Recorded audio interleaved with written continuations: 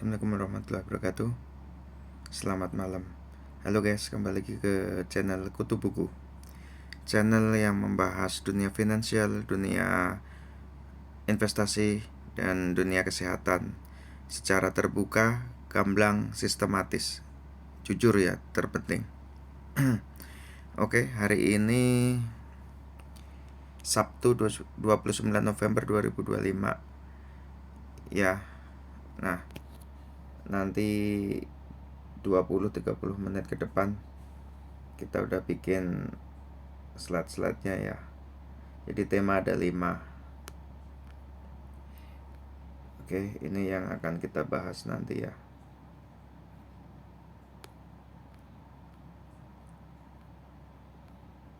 Ya, lumayan panjang biar banyak ilmu yang di-share. Nah, oke. Kita mulai dari pembahasan pertama. Jadi kita ada 5 tema ya. Financial freedom, passive income, cash flow quadrant, ya, open porto seperti biasa, saham melawan rumah sewa, kenapa orang kaya tambah kaya dan orang miskin semakin miskin. Ya maaf ini ya. Oke, kita mulai masuk ke chapter 1, financial freedom.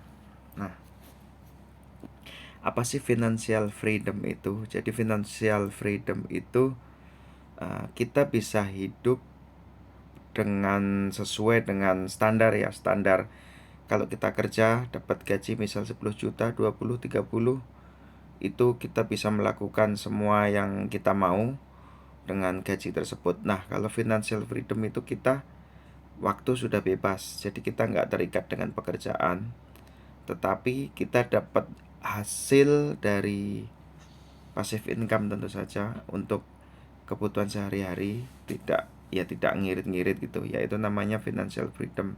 Kita punya waktu yang lebih tetapi penghasilan juga cukup gitu. Nah, ada nggak sih sebenarnya? Itu pro kontra. Jadi banyak banget yang nggak ada financial freedom itu, passive income itu nggak ada ya. Sampai saya itu kemarin ketemu ya guys, sangat bersyukur. Jadi tetangga rumah yang nempel tembok rumah baru, tempel tembok itu kok sering datang itu kapan saja. Setiap kali datang beliau bukan sombong ya, jadi mobil itu gonta-ganti guys. Mobil itu 3 kali itu ganti mobil, 3 kali pertemuan, 3-4 kali pertemuan, itu 3 kalinya itu ganti mobil. Dan mobilnya itu bukan mobil yang di bawah 500 juta ya, di atas itu semuanya. Nah, pertemuan pertama ngobrol basa-basi, pertemuan kedua semakin ya akrab lah. Nah, di pertemuan ketiga atau keempat kemarin itu saya todong lah, banyak ditodong. Jadi beliau udah banyak cerita bahwa udah financial freedom, jadi aktivitasnya cuma keliling-keliling, jadi keliling-keliling, silaturahmi ke saudara-saudara, terus banyak bantu-bantu orang gitu ya. Itu aktivitasnya. Nah, terus saya tentu saja tanya, financial freedom itu kan nanti dia dari passive income, hasilnya itu dari passive income ya. Nah, passive income-nya apa gitu saya tanya ya. Kalau beliau itu, tetangga saya ini nempel tembok guys, nempel tembok sebelah, jadi gandeng temboknya. Itu beliau passive income-nya dari rata-rata rumah dikontrakin, rumah sewa gitu. Rumah sewa ada satu itu kontrakan 14 pintu, terus ada satu lagi kebun sawit, itu ceritanya di Kalimantan ya. Jadi ada rumah, kontrakan, kebun, apartemen satu ya. Jadi saya benar-benar saya bedah itu kemarin itu Ibu R ya, moga-moga nonton. Halo Ibu R, maaf ya. Oke, jadi apa saja ya, jadi kita mungkin sedikit bedah asetnya beliau itu. Rumah itu di Citra Indah itu dikontrakin tahunan itu 65 juta.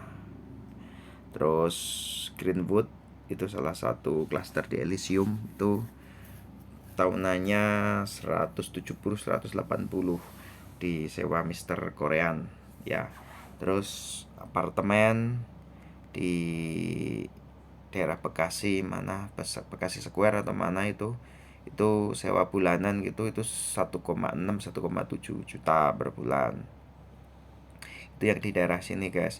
Nah yang di Malang itu ada kontrakan 14 pintu, itu dikelola orang. Jadi semuanya dikelola orang, nggak ada yang dikelola sendiri.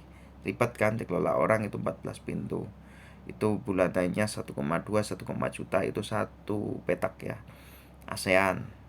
Terus yang di kebun sawit itu 30 hektar. Yang sudah produktif 10 hektar. Jadi panen tiap tahun itu mungkin seingat saya nih 250 atau berapa. Buat operasional itu 50%-nya. Itu baru yang 10 hektarnya, yang 20 belum buah ya. Jadi dapat bersih itu setahun seingat saya nih 125 atau sekian. Itu 50% dari total panenannya. Ya, beliau ngasih triks dari mulai perjalanannya itu dari mana sih, terus kenapa kok punya aset di tempat jauh bisa nggak ketipu gitu loh guys, bener. Jadi dari agama nanti nyari orang yang paham agama, paham. Ini salah satunya caranya, triknya. Termasuk yang di Kalimantan itu, jauh Kalimantan kan nggak setiap saat ditengok ya. Nah beliau juga ngasih triks itu, kalau rumah sewa itu kalau nggak ada perabot itu 4%. Itu udah rendah ya. Jadi beliau selalu ngasih harga itu lebih rendah dari pasaran guys. Yang penting laku. Rumah sewa itu 4%. Kalau ada AC perabot full itu nanti dapat 5%. Ya jadi gampang sih ngitung asetnya. Jadi kalau kayak yang di Greenwood Elysium itu per tahun anggap 180 juta ya, dapat 4% kan kosongan ya, tinggal kali aja 170 kali 25, 170 kali 25 itu berarti 1,170 juta, berarti 1,7, tiga setengah ya, mungkin 5-6 eman itu harga rumah yang di Greenwood itu ya. Ya gambarnya seperti itu kalau cara hitung-hitungan, tapi itu nggak penting. Yang paling penting itu kenapa bisa menuju ke sana ya. Jadi beliau itu banyak nyaranin ke teman-temannya yang ada di kantor. Ada teman yang beli mobil tapi beli mobil belum punya rumah, itu pasti kena cerewet, kena sama Ibu R ini, kamu itu beli rumah ya. Jadi beliau itu sedikit cerita, jadi hokinya beliau itu ada di krisis 98 guys. Beliau itu dulu nyicil rumah itu nyampe 4 gitu. uh, yang penting makan itu bisa makan, mau pakai kerupuk, mau pakai kecap, pakai garam, ibarat kata seperti itu. Rumah itu nyampe 4, yang 1-2 lunas. Nanti kalau ziltnya udah kecil harganya kan naik, berarti rumah itu dia jual. Jadi pas 98 krisis itu harga rumah anjlok, beliau borong tuh. Beliau tinggal sekarang di Grand Wisata ya, Grand Wisata daerah Bekasi ya. Itu borong di daerah situ itu nyampe 4. Kalau udah harga naik tinggi dijual buat beli di tempat lain. Nah akhir-akhir ini banyak asetnya di daerah Lipo, karena memang laku kalau dikontrakin itu ya, laku. Mungkin yang di sebelah ini juga dikontrakin ya. Oke. Nah itu udah ngobrol aset. Returnnya itu tadi ya guys, rumah sewa itu 4% kosong, kalau ada isi full itu 5%. Nah pas financial freedom itu pasti itu dapatnya dari passive income guys. Nggak mungkin kalau kita kerja jadi buruh tapi financial freedom, nggak bisa. Financial freedom itu nggak ada ikatan. Kalau kita mau kerja ya kerja, nggak apa-apa, nyangkul nanam. Tapi kalau kita nggak pengen kerja ya nggak usah kerja. Dapat gaji atau bukan gaji istilahnya, dapat hasil dari aset kita. Ya, itu pasti dengan cara passive income. Passive income itu dari mana sih? Ya tadi dari sewa, kos-kosan, kebun sawit. Saya saham guys, ya saya sedikit nyinggung saham ke Ibu R ini. Beliau paham, tapi terlalu fluktuatif ya, karena beliau udah berumur. Yang suaminya itu umur 65 atau sekian. Jadi kalau udah berumur memang jangan di saham, ke aset aja, kontrakan ini udah. Saya sepakat dengan Bapak dan Ibu R ini. Oke, kita lanjut ya. Nah, chapter 2 guys, masuk ke cash flow kuadran. Nah, cash flow kuadran itu apa sih guys? Cash flow kuadran itu jadi kita dapat hasil itu dari mana saja sih? Ini ada di bukunya Robert Kiyosaki, Rich Dad Poor Dad ya. Saya baca itu SMU itu saya baca ini guys. Jadi buka mindset saya. Ya, jadi kita itu dapat hasil itu ada 4 jalan ya. E yang paling kiri, kuadran kiri atas itu employ atau E. Kuadran S itu kiri bawah, kuadran kanan atas, kuadran kanan bawah. Jadi kalau kuadran kiri itu guys, itu kita masih nukar waktu kita itu kerja, nukar waktu kita dapat duit. Kalau kita nggak kerja nggak dapat duit, itu kuadran kiri nyebutnya. Kalau kuadran kanan itu kita udah nggak pakai waktu, jadi patokan kita itu bukan waktu. Oh, kerja kita 20 jam berarti dapatnya 20. Kalau kerja 1 jam dapatnya 1, itu kuadran kiri. Kalau kuadran kanan itu udah nggak main waktu, ada yang kerja 20 hasilnya 100, kerja 1 jam hasilnya 200, itu tergantung skills ya. Itu kuadran kanan ya. Nah, yang di kuadran kiri itu guys, itu yang kiri atas itu buruh, pekerja yang kasar-kasar gitu, yang skillnya kecil ya. Jadi dapatnya UMK, 2 UMK, 3 UMK, 10 ya, beberapa UMK masih mungkin ya. Nah, jadi kita kalau nggak kerja ya nggak dapat duit. Nah, kalau yang kuadran kiri bawah itu self employ, itu ada pengacara, dokter, jadi yang skillsnya atau profesional, jadi hasilnya lebih banyak, tapi mereka tetap masih kuadran kiri guys. Dokter, pengacara, terus punya usaha tapi dijalanin sendiri, itu yang toko-toko pinggir jalan, yang toko masih kecil lah, perusahaan-perusahaan masih kecil, bengkel.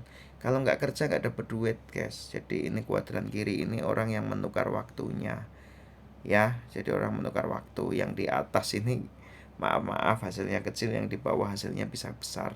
Tapi kalau kita sampai tua terus kok nggak beralih ke kuadran kanan, itu nggak bakal bisa financial freedom, nggak bakal bisa dapat passive income, karena kita harus kerja terus sampai mati ya, karena nggak punya aset.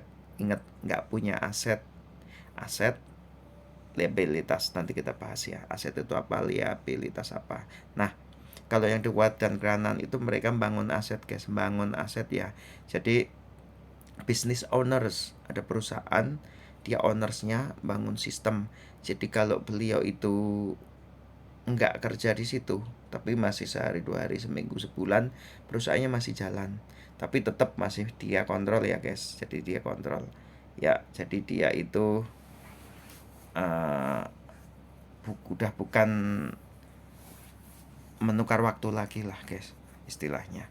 Nah, puncaknya ini yang bawah guys, investor.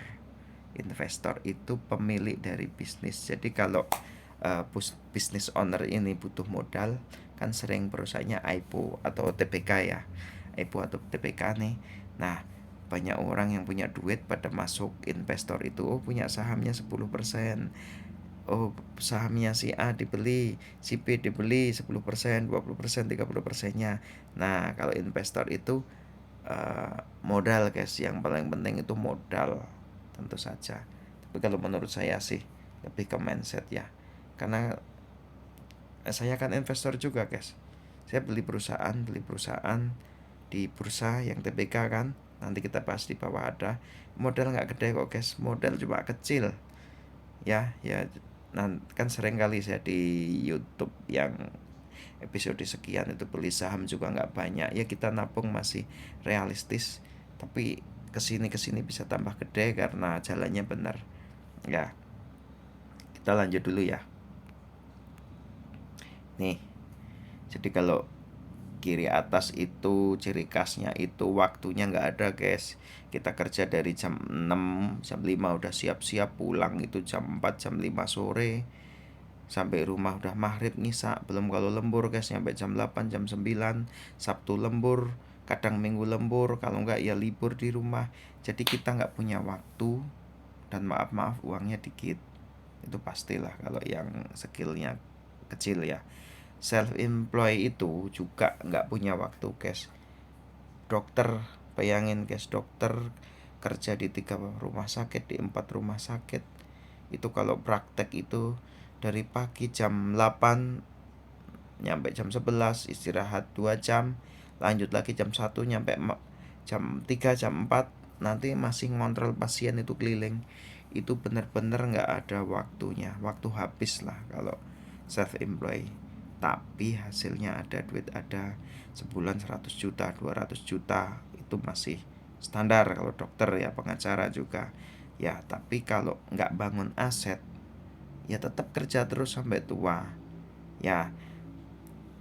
Yang benar nih, kita kuadran kiri itu lompat ke kuadran kanan ya. Kuadran kanan yang bisnis, oh dari employee ya usaha bangun bisnis kecil-kecilan, kalau enggak ya kuliah belajar biar jadi turun ke self employed punya skill ya. Tapi kalau kita udah berumur ya coba ke business owner, kalau nggak bisa ya investasi saham nih, yang pojok kanan bawah tuh investor ya. Self employed juga kalau udah punya tabungan sebulan itu 100-200, masa nggak bisa nabung setahun semiliar 2 miliar.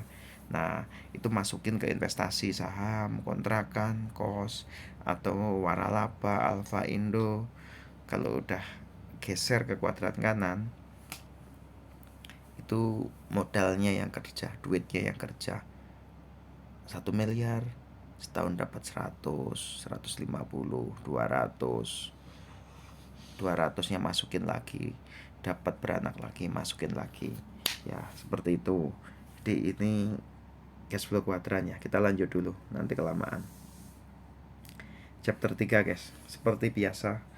Jadi dari tiap episode itu, ini bukan sombong guys, tapi cuma ya perjalanan investasi saya dari kecil bener kecil sampai ya alhamdulillah lumayan.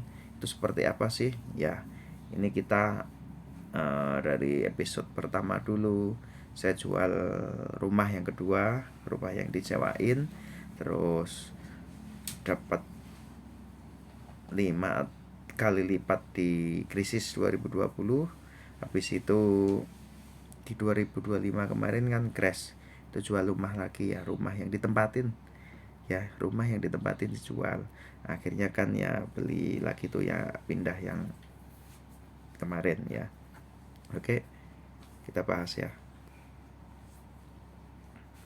Ya, jadi di bulan 3 tuh 2025 itu belinya. Jadi Februari itu kebetulan itu rumah laku guys.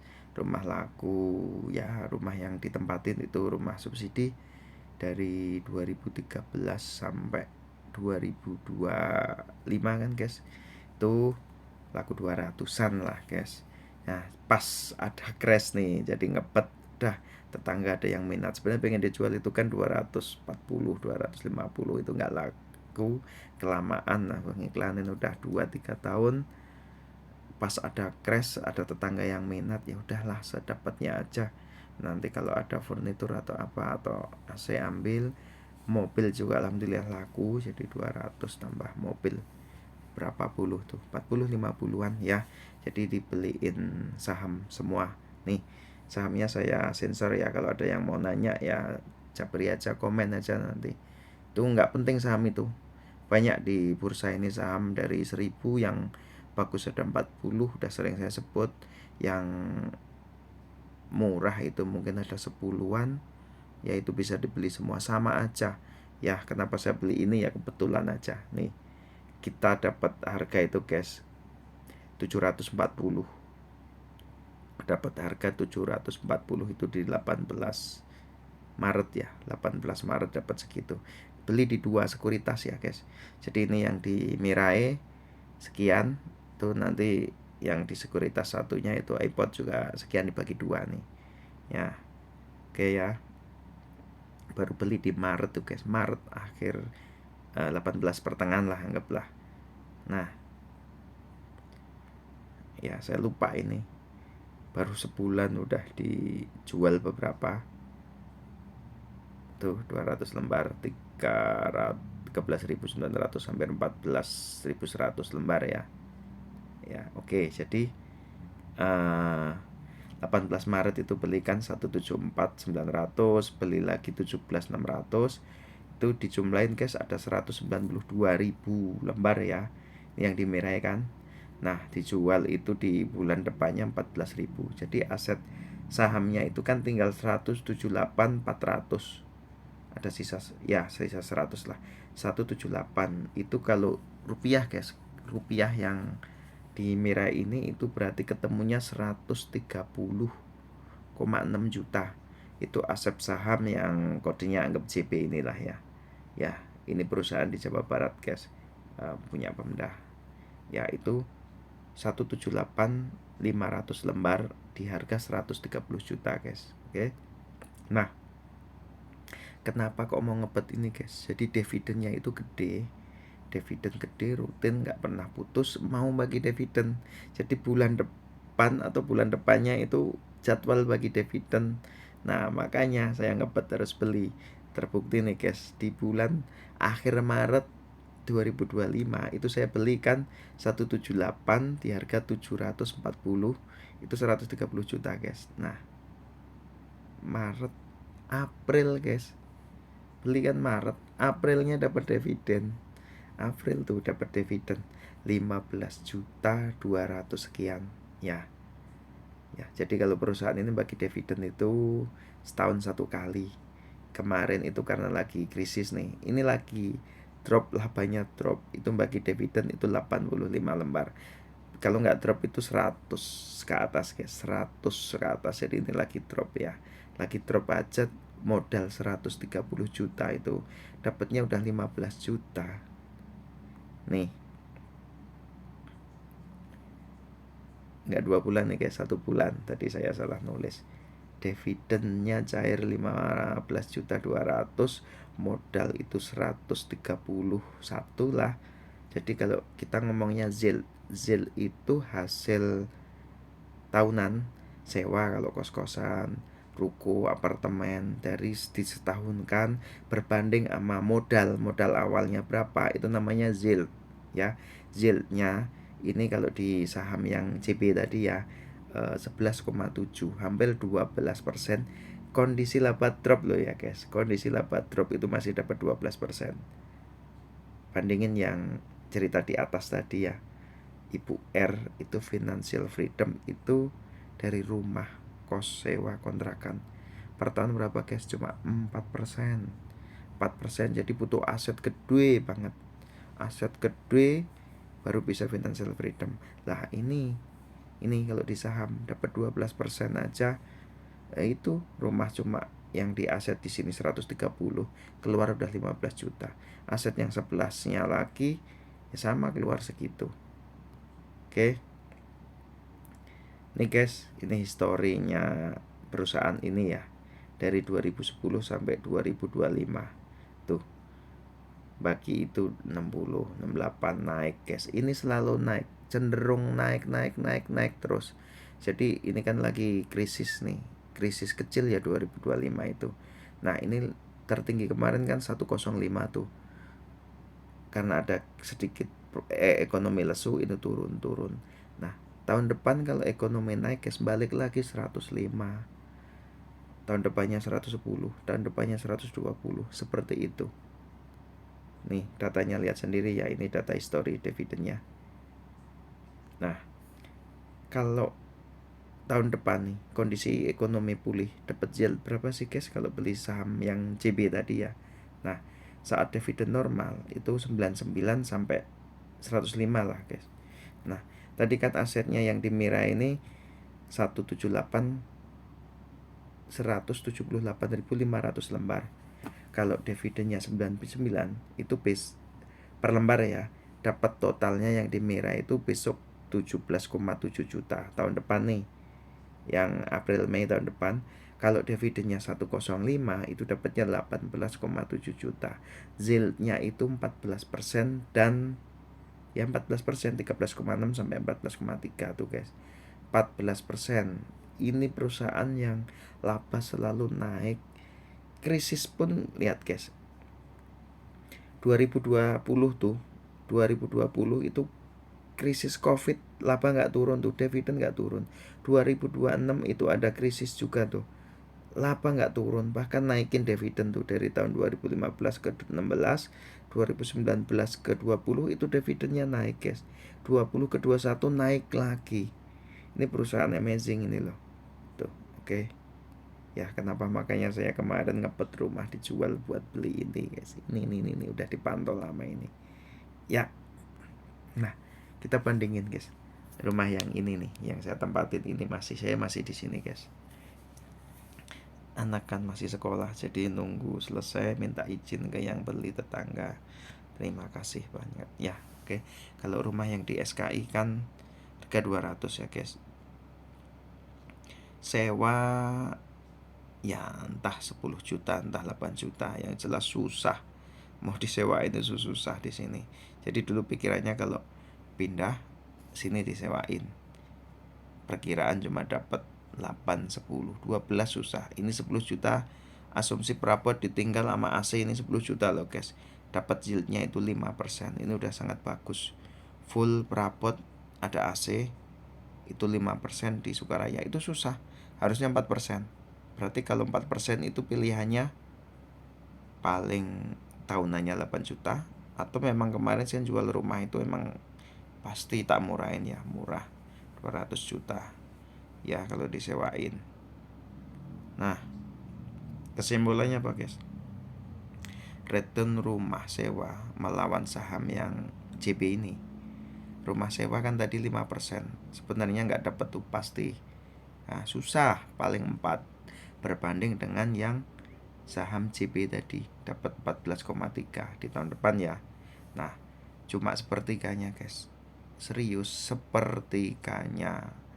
Makanya kalau orang paham itu udah tahu saham, ya ini saya rumah dijual yang kemarin rumah sewa, yang ini rumah ditempatin aja dijual. Tapi beli lagi guys, karena kan buat tinggal ya, buat tinggal. Kemarin pilihannya mau ngontrak atau beli, ya udah beli aja dulu lah. Kita korban sedikit dividen atau beberapa asetnya buat beli ya. Oke. Nah, saya sering diskusi sama teman-teman ya.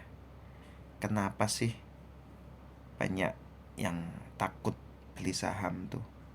Bukan beli saham ya, beli perusahaan, punya perusahaan itu kenapa takut? Nih, salah satunya itu takut jika harganya itu turun. Bagaimana kalau saya beli uang yang misalnya uang gede, tabungan 100 juta, nabung seumur hidup 100 juta nih, nabung seumur hidup nih guys, dari awal kerja nabung empot-empotan keringat darah 100 juta. Nanti kalau turun terus, turun dari tahun ke tahun, turun duitnya jadi 90, 80, 70, bagaimana? Ya saya kasih tahu nih, saya kasih tahu di bawah ya. Ya oke. Yuk lanjut. Nih guys, ini grafik, ini harganya, grafik harga saham. Tuh, di pojokan ada tulisan PCA, ini bank PCA. Maaf kalau bank itu ada yang pro kontra ya, cuma ini contoh saja. Nanti banyak contoh ya. Dari harga 1 Juli 2004 sampai 28 November 25. Sekarang ya, kemarin ya, per kemarin. Tuh, itu harganya Rp175 per lembar. Sampai sekarang itu 10.325. Yuk guys, kita nih dari Juli 2004 sampai dengan November 25, dari harga 175 sampai ya 10.325 per lembar. Itu 21 tahun guys. 21 tahun itu naiknya 59 kali lipat. Naik naik naik itu ya duit 100 juta tadi kalau belinya di 2024 kali 59 guys. Bapak ibu yang masih pada takut ya, teman-teman saya ya yang ngomong sama saya takut kalau beli saham nanti takut turun, bagaimana nih, Bank BCA dari 2004 sampai 2025 itu harganya naik 59. Ya, hitungannya gampangnya 60 lah. Jadi kalau duit sampean itu 100 juta beli di 2004 kali 60, duitnya jadi 6 miliar sekarang. 6 miliar. Bisa emang nabung 6 miliar? Ayo kerja di karyawan nabung 6 miliar, ayo kalau bisa siapa? Hitung coba, seumur hidup nabung 1 juta, 2 juta, 3 juta per bulan. Kalau di saham nih 60 kali lipat. Kalau di rata-rata ya 21 tahun. Jadi per tahun itu duitnya naik 2,8 kali lipat. Tahun pertama 100 juta. Tahun kedua duitnya jadi 280. Tahun ketiga kali 2,8. Tahun keempat dan seterusnya. Nih ya guys, oke lanjut. Tuh ada lagi. Dari Desember 2000 berapa tuh? 3 sampai kemarin, hari kemarin 95,45 sampai 6.125. Nih, perusahaan super juga guys ini guys. Ya, ini perusahaan super, salah satu perusahaan terbaik di Indonesia. Oke.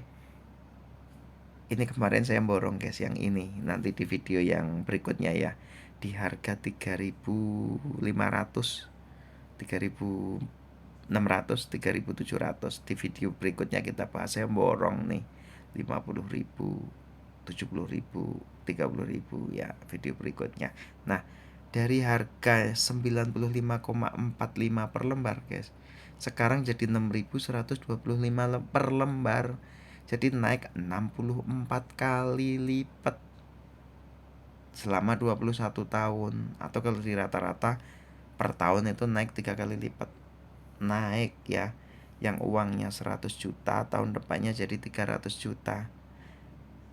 Tapi nggak rata, kalau crash ya turun, tiba-tiba naik 3, 6, 7 kali lipat. Itu di perusahaan yang bagus seperti itu guys. Jadi kenapa masih ada alasan takut kalau uangnya nanti turun? Takut kalau ketipu, iya. Daftar sekuritas salah atau apa, asetnya itu di mana sih? Kita bahas nanti ya, tak minggu-minggu depan. Setiap weekend kita bahas ya. Yang di episode awal ini kita bahas globalnya dulu. Nanti di ke belakang saya bahas detail daftarnya bagaimana biar nggak ketipu ya, saham itu apa. Oke, kita lanjut dulu. Ya, lanjut cepat aja nih guys. Ini perusahaan ini Coca-Cola ya. Nih, kita lanjut yang cepet-cepet aja. Dari 98 guys sudah ada ya, dari saya lahir mungkin ini ya. Bukan mungkin, saya lahir itu udah ada. Itu harganya 0,25 per lembar. Per kemarin itu harganya 73 guys, atau naik 292,5 kali lipat selama 40 tahun. Nih perusahaan udah 40 tahun masih ada kok. Coca-Cola, siapa yang nggak tahu Coca-Cola guys? Hah? Ada emang teman-teman yang nggak tahu Coca-Cola. Ini perusahaannya naik 292 kali, hampir 300 kali lipat naiknya. Ya lanjut dulu. Nih ada perusahaan lagi ya. Oke, ini cepat aja. Grafiknya tuh loh guys, naik. Mana ada perusahaan kok turun. Perusahaan yang benar ya, ini kita ngomong Astra, Indofood, Tambang Bukit Asam, Unilever turun tuh. Tapi ada ceritanya. Kalau perusahaan yang benar tuh ya Bank BCA, Bank Mandiri, BRI itu bener naik Indofood ya ada kriterianya naik semua. Nih ya guys, ini naik tuh grafiknya tuh. Dari 84 malah lebih tua ya. Dari 290 per lembar jadi 775.000 per lembar. Naiknya tuh guys, lihat tuh 2672 kali selama 41 tahun. Atau kalau di rata-rata tuh 65 kali lipat per tahun. Tuh. Kalau yang punya uang 100 juta di tahun 84 nih, anaknya lahir misalnya ya, anak yang kelima, oh ada yang mau ngadopsi ya, cerita nih iseng, ada yang mau ngadopsi nih, ngasih 100 juta ya, dikasih anaknya duit 100 juta ini, daripada bingung buat apa ya, buat beli saham aja nih, back share nih, beli ya. Setelah November 25, duit yang tadi 100 juta naik jadi 2672, jadi 26 miliar guys. Tuh kan. Lanjut dulu. Nah, pertanyaan saya atau pertanyaan goldennya nih ya, kenapa Warren Buffett menjadi orang terkaya dunia guys? Warren Buffett. Terus yang kedua ya, kenapa Hartono bersaudara, Michael Hartono dan Robert Hartono tuh selalu menjadi orang terkaya di Indonesia, termasuk Salim, ya semua konglo-konglo itu guys, 10 besarnya. Kenapa sih? Ya ini jawabannya guys. Maaf. Warren Buffett punya perusahaan yang tadi, BRK tadi guys, yang 2600 kali lipat tadi loh guys.